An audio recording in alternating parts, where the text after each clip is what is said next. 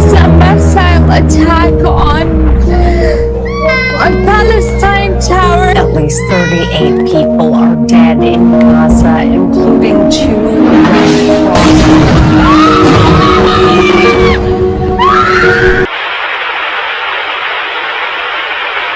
Since October 7, 2023, the Israeli-Palestinian conflict has violently returned to the heart of current events. A Hamas attack on Israeli soil. A massive response by the Israeli army on Gaza. Thousands of deaths. Civilians, children, but beyond the crash of the bombs, there are stories.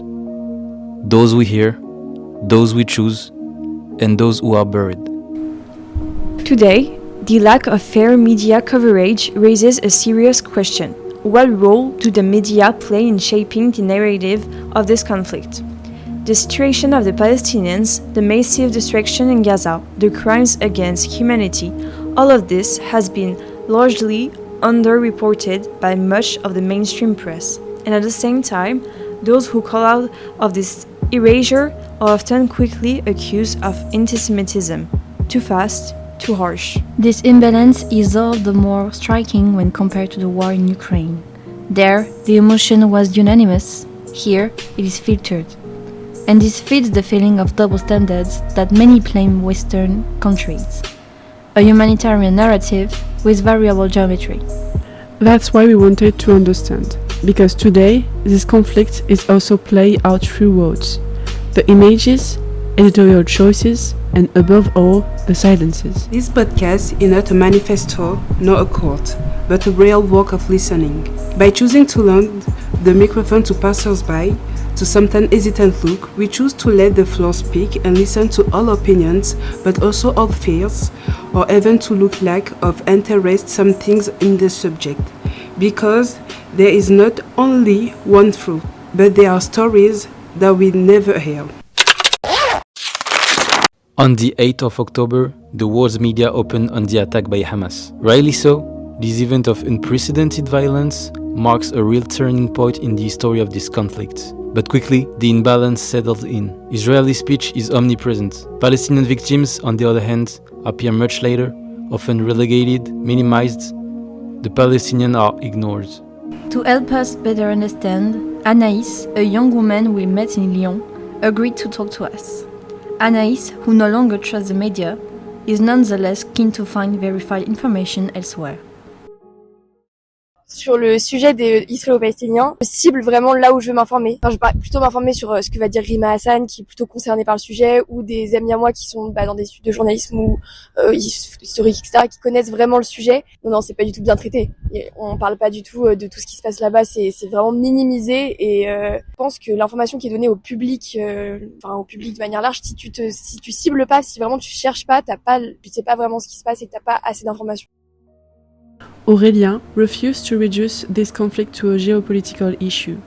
He reminds us that behind the rhetoric, there are also lives.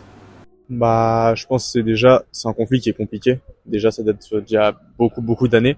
Nous, on n'a pas toutes les données, forcément. Après, traitement médiatique, forcément, il est pas objectif. On est en France, donc forcément, on est plus du côté d'Israël. Après, je pense que dans les deux cas, nous, on voit ça en mode politique. Le plus important, c'est qu'il y a des humains qui meurent des deux côtés. Et on va dire, c'est le plus regrettable, quoi. Et on le passe un peu ça à la trappe pour le côté politique. And sometimes, this invisibility becomes personal. It strikes at the heart, like for Farid, who spoke to us about his loved ones still in Gaza. Et pour vous, ça devrait être justement plus représenté, plus montré, surtout oui, normalement. Les catastrophes. Normalement, les catastrophes qui se passent là-bas, si quelqu'un être humain et pour pas accepter ça, c'est la catastrophique. J'ai des amis, ils sont à la Palestine là-bas, c'est la catastrophique là-bas. J'avais des amis qui sont fait les études avec moi à l'université, etc. Mais j'ai même pas le contact avec eux. Ils ont perdu tous les contacts avec eux. Ça fait 1 an en plus. Ils sont pas connectés. On n'a pas de nouvelles avec eux, mais malheureusement. J'espère que ça va mieux pour les prochaines années. Ouais, j'espère parce que là, ça c'est quelqu'un humain, il peut pas accepter ça. Tout à fait. Ça c'est la catastrophe. The media don't just show, they choose. And sometimes in that selection, a part of humanity disappears. Today, this conflict is also played on our screens. Social networks have broken the editor's field. They open a torrent of raw emotion, sometimes through video, sometimes fabricated. And in this war of narratives, everyone becomes a narrator and sometimes judges. But this content explosion does not guarantee accurate information. Actually, it polarizes, it blurs, it amplifies the extremes, and sometimes it makes everything unreadable until the essential is forgotten. Marion speaks of biased coverage and of a blurry line between information, opinion, and dangerous conflation. Il est partisan, il est peut-être pas très neutre en fait, selon les médias, que ce soit du web, de la radio. J'écoute beaucoup la radio, je regarde très peu la télé. Ouais, je le qualifierais de partisan en fait. Voilà. Et puis il y a aussi peut-être une notion d'amalgame. D'accord. Ouais, dans le. Là, je vois, il y a un rapport qui vient de sortir sur les écoles, alors pas les écoles coraniques, mais dans lesquelles il y a l'enseignement de l'islam. D'accord. Je sais pas si vous avez entendu ce matin. Voilà. Là, du coup, il y a un amalgame immédiat qui est fait en lien avec les pro-israéliens, anti-israéliens. Donc. Pour vous, justement, la parole des Palestiniens, elle est assez représentée, en tout cas assez écoutée, entendue. Toujours sur les médias. J'ai pas d'avis. Ouais. J'ai pas d'avis parce que je pense que ça dépend du milieu dans lequel on est, en fait. D'accord. Moi, je décorrèle en fait ce qui se passe là-bas et les impacts que ça peut avoir ici. Parce que je pense qu'il y a des tentatives de récupération, donc ça reste une guerre en fait. Ouais. C'est très très moche. And in this emotional cacophony, what remains is indifference or radicalization. So how do we go on? How do we inform without choosing sides? How do we show without manipulating? How do we look without averting our eyes? What is certain is that the media are not neutral, and the way we look at things depends on what we are giving to see or to ignore. Every word, every image, every absence, everything shapes our perception, and sometimes our silences nourish much more violence than her words. The Israeli-Palestinian conflict is not close to being resolved, but what we can evolve is the way we talk about it, the way we look at it, that we listen to it, because war is not played only on the field, it's also played in stories, in those we share and in those we erase. To find out more, we interviewed Elodie Safari, journalist for Arrêt sur Image, a critical analysis of the way in which the media presents information. She said, quote, mainstream media, especially television, tend to depoliticize the situation in Gaza and strip it out of context.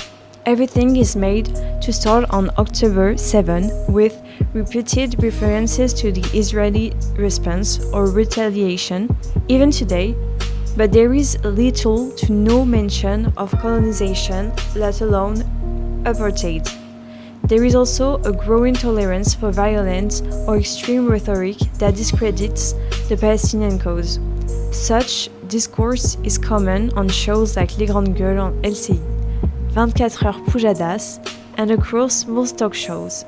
And that's without even getting into right-wing and far-right media, with the Bolosphere leading the way. This normalization contributes to a deep dehumanization of the Palestinian people and encourages widespread acceptance not only of the massacres in Gaza, but also of openly racist discourse. Close quotes.